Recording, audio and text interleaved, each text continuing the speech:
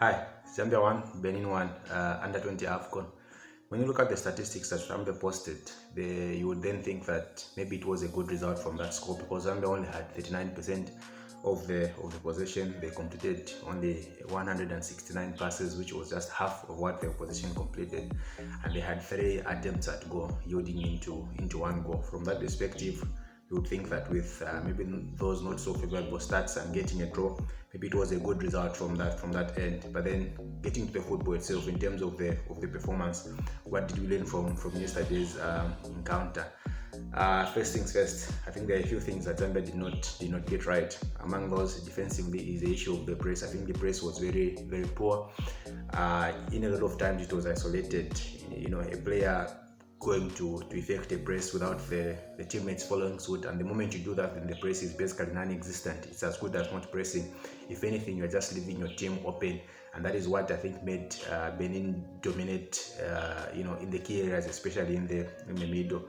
So we're very open in the central areas, but then football has got certain rules, and one of those rules basically is that in the central areas, you can allow them to do whatever they wish to do, but then I think do not allow them to dominate this area. But what you saw in the Zambian setup yesterday was that a lot of balls were actually lost in these areas, and that's why they got their entry points. Their entry points from, I would rather the team maybe gets their entry points from the wide areas, but not in the central areas, and I think that's what exactly happened with the Zambian team yesterday. Also on the defensive side, I think we were poor in possession. But why am I talking about possession on the defensive side? So logically, if you have the ball, you are not going to concede. But like I said, we lost possession in very key areas because the team couldn't basically string passes together, maybe a series of 4 or 5 passes together. And as long as you cannot do that, I was going to be under attack, and that's exactly what happened yesterday. On the attack side, I think there are certain things that also we did not get right. One of those, like I've said, is that we gave away possession cheaply.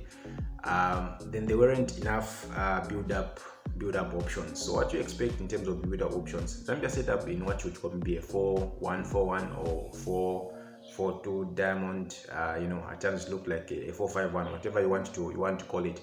But what was happening is that whenever the team wanted to start building up, so they wanted to basically either use the fullbacks logically as you expected, or start throwing Dominic Kanda, who was playing from there.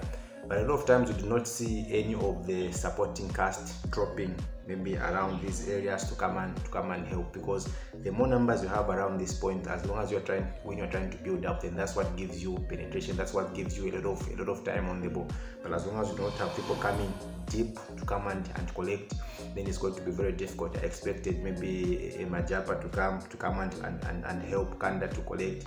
Even more in other cases, the players that were playing wide like Chipioka, so we're expecting to come in, to tuck in, to try and get possession of the ball. That is something that we did not do very well, and that is what I think made our build-up to struggle, and eventually our passing game to struggle.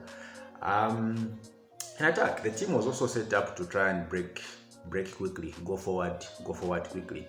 But then I think we also did not do that right, because you've heard of rest defense. There's a structure that you must put up when you are attacking. There's a defensive structure that you must put up so that in case you suffer a counter attack, you're able to deal with that threat. So similarly in attack, there's what you call, basically you'd call it rest attack. What that means basically is that even when you're defending, you still need a few outlets so that the moment you win the ball, you're able to hit using those outlets that you're using. Basically yesterday we did not see that. That's why even when a ball was cleared, it basically went to no one, because we didn't have what we would call a rest attack structure in that kind of a format. And then generally we're just laid down by poor decision making in a lot of instances, and basically there was no hold up play. Going forward, what could be done differently? What could be managed differently? Number one, I think we must play in and manage the moments. What do I mean? There are certain instances in a football match that you must look at what the priority in that instance is. And so yesterday for Zambia, I think the priorities, maybe the clarity wasn't there in certain instances. So there was a time, maybe I think we just needed a sustained spell of possession on the ball and use that process to try and attack. because clearly launching the ball forward or trying to hit quickly was not working, and so we should have managed that moment, and I think get it to the boys, get the clarity right to the boys that in that moment we just needed to have a sustained spell of pressure, sustained spell of possession on the ball, and then try and use that to gain confidence into the match, and then play what should ideally be our game. Also, we should be able to decide going forward. We should be able to decide what we choose to do. Yesterday, Benin clearly showed that they were better technically. I think they were also better as far as tactically, and they got the space, they got the ball. But then in football, there's always this battle. It's either you get the possession or you get the space. But if you cannot get one of those two, then you're going to suffer, and just the team suffered. So going forward, the team would do well. The coaches would do well to basically choose what they want. Is if they cannot get sustained spell of possession, at least let them deny the opposition space in the key areas. And if you're able to dominate space in the key areas, it means you can actually dominate the match without dominating possession, and then you become a dangerous team that way. But if you're going to lose both the possession and also the territorial dominance, then surely you're not going to be able to win matches. So going forward, I think the coaches must be able to clarify that to the players and put them in a position where they either choose to go with a dominating possession or dominating the key spaces, which were very much exposed yesterday. Ideally, what else could have been done better, or what we could do better next time, is that maybe even before we go to the substitutes bench, it's important that we try and possibly just look at how we can change the shape with the players that we have on the ball. Clearly, yesterday we did not have the right numbers in the midfield, but I still feel that with the same players that we had on the pitch, we could have actually just changed the shape a little bit to try and seal off key spaces, but crucially try and play the players closer to each other, so at the moment we win the ball, we're able to attack better, and even the moment we lose the ball, we're able to get the ball back as quickly as possible. And I think we need players that are able to give us the bite off the ball, but also give us the incision the moment that we win the ball back. Possibly the other thing that we could do in the next match is also play a bit higher up the pitch. So what happens is that if you're able to squeeze up, if say your center backs or your back line is able to play as high as this, I think it increases your chances of easily getting into the opposition half or opposition box.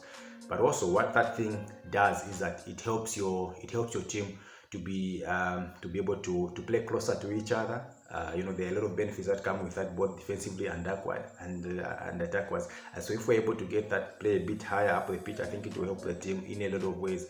Do not worry about the recoveries, because I think the centre-back pairing that we have of Happy Siku and Bande, I think is fairly agile. They are very quick and they're able to recover should the high line, for example, be beaten. But as long as we play the high line, we squeeze the pitch, it gives us a lot of advantages both defensively and attack-wise. And I think that's something that could be explored getting into the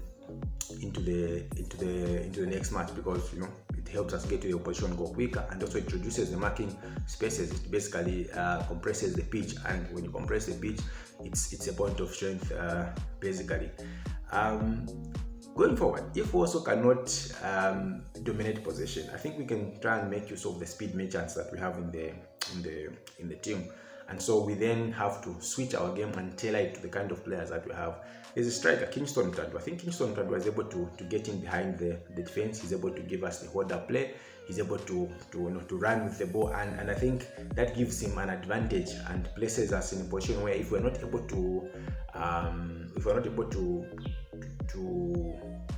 dominate possession, let's sit tight, but then the moment we have possession, let us use him as an outlet, because he's able to give us that. For example, there could be other players that are able to do that in that team, but I think we can actually suit our style to the kind of players that we have. Basically switch to what is going to give us a point of strength, and also give us the incision and penetration that we'll be looking for going forward.